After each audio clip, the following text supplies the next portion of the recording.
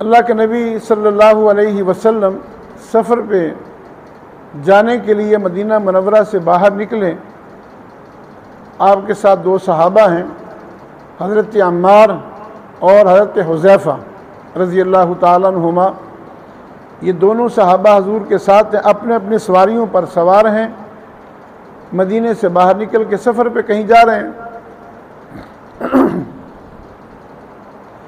آگے سے ایک مسافر آ رہا ہے، بڑا تیز، وہ بھی اپنی سواری پر گھوڑے پر بیٹھا تیزی سے گھوڑے کو دوڑا کے لا رہا ہے۔ اللہ کے نبی کے پاس اور صحابہ کرام کے جب قریب آیا تو اس نے اپنی سواری کو روک لیا۔ حضور نے پوچھا، آپ نے بھی سواریاں روک لیں؟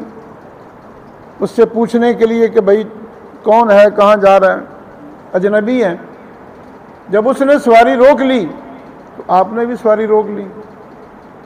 حضور نے پوچھا کہ بھائی کون ہے، کہاں جا رہا ہے؟ اس نے بتایا کہ فلاں ہوں، فلاں جگہ سے آیا ہوں، مدینہ منورہ جا رہا ہوں۔ پوچھا کس غرض سے؟ کہ جو مسلمانوں کے پیغمبر ہیں ان سے ملنے کے لیے جا رہا ہوں۔ حضور نے پوچھا کس غرض سے؟ ان کو تو ملنے جا رہا ہے، کس غرض سے جا رہا ہے، کیا کام ہے؟ کہنے لگا ایمان قبول کرنے کے لیے جا رہا ہوں۔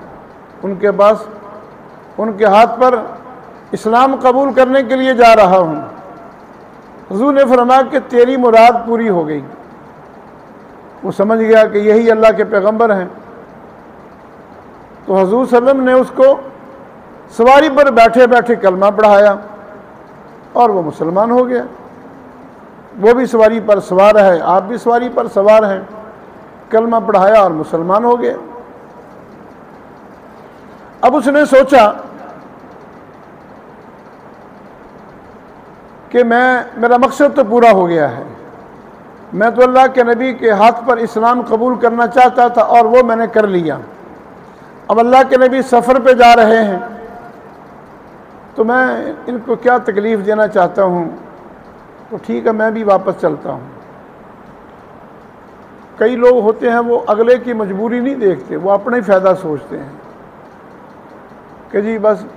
کئی دفعہ ایسا ہوتا ہے کہ میری طبیعت کافی خراب ہوتی ہے، لیٹا ہوا ہوتا ہوں، کوئی آ جاتا ہے بچے کو دم کرانے کے لیے کہ جی پیر صاحب آ کے دم کر دیں۔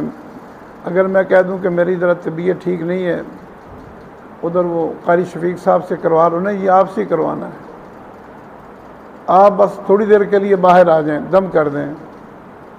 کل میں جا رہا تھا، گاڑی میں بیٹھ گیا، ایک آدمی کا فون آیا کہ بچہ رو رہا ہے، اور جب مجھے وہ ٹیلی فون میں سنا بھی رہا ہے بچہ رو رہا ہے کہ جی میں ریون روڈ پہ رہتا ہوں ابراہیم مسجد کے قریب، تو بچے کو میں نے دم کروانا ہے۔ تو میں نے کہا میں تو ابھی جا رہا ہوں، آپ ظہر کے بعد آ جائیں۔ کہ لگا نہیں جی بس آپ انتظار کریں میرا، میں آ جاتا ہوں۔ میں کہ باہر بارش ہو رہی ہے، کہتا کوئی نہیں میں آ جاؤں گا جی۔ یعنی اب اس کو میں نے بتا بھی دیا کہ میں جا رہا ہوں سفر پہ، تو تھوڑا ظہر تک امید آ جاؤں گا میں، تو لیکن وہ اصرار ہی کر رہا کہ نہیں جی بس۔ پھر میں جب واپس آیا تو میں خود وہاں چلا گیا ان کی دکان پہ، میں نے کہا لاؤ بچے کو لاؤ میں دم کر دیتا ہوں۔ وہ بڑے خوش ہوئے کہ جی پیر صاحب خود آ گئے ہمارے گھر میں دم کرنے، کہتے جی گھر چلو۔ میں نے کہا گھر تمہارا جو گلی تنگ ہے گاڑی نہیں جاتی اور مجھے پیدل چلنا مشکل ہے، بس تو بچے کو یہاں لے آ، یہاں میں دم کر دیتا ہوں۔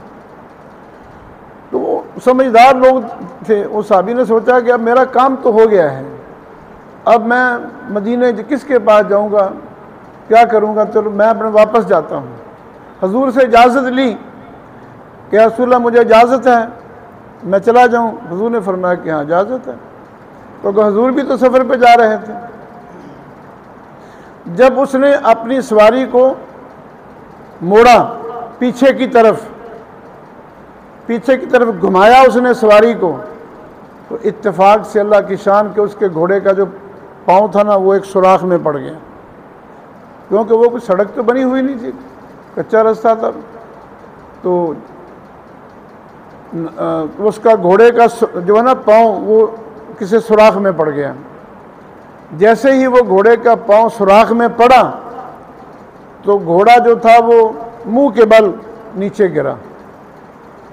جب گھوڑا منہ کے بل نیچے گرا تو وہ سوار جو تھا، مسافر جو تھا، وہ بھی منہ کے بل گرا نیچے، اور گرتے ہی اس مسافر کی گردن کی ہڈی ٹوٹ گئی بیچارے. حضرت عمار کہتے ہیں کہ ہم نے اپنے گھوڑوں سے چھلانگیں لگا دیں. ہم نیچے فوری طور پہ اتر کے دیکھا تو وہ اللہ کو پیارا ہو چکا تھا. حضور صلی اللہ علیہ وسلم بھی تشریف لے آئے، گھوڑے سے اپنی سواری سے نیچے اتر کے حضور بھی آ گئے. جب حضور نے آ کے دیکھا، اس کو ذرا غور سے اس کی طرف دیکھنے لگے تو فوراً حضور نے اپنے چہرے کا رخ پھیر لیا، چہرہ دوسری طرف کر لیا. حضرت عمار کہتے ہیں کہ ہم حیران ہو گئے کہ ابھی تو یہ مسلمان ہوا ہے، تو حضور نے اس کے چہرے سے منہ کیوں پھیر لیا؟ ہم نے پوچھا یا رسول اللہ کیا وجہ ہے؟ آپ نے اس نوجوان کے چہرے کی طرف سے منہ کیوں پھیر لیا؟ حضور نے فرمایا کہ میں نے جب اس کے چہرے کی طرف دیکھا، یعنی دیر نہیں لگی، ابھی وہ نیچے گرا ہے اور یہ حضرات بھی اپنی سواریوں سے اتر کے آ گئے ہیں، تو عرش والا حرکت میں آ گیا. فرمایا کہ میں نے دیکھا کہ جنت کی 2 حوریں اس کو جنت کے پھل کھلا رہی ہیں، جنت کے پھل لے کے آ گئیں اس کے لیے.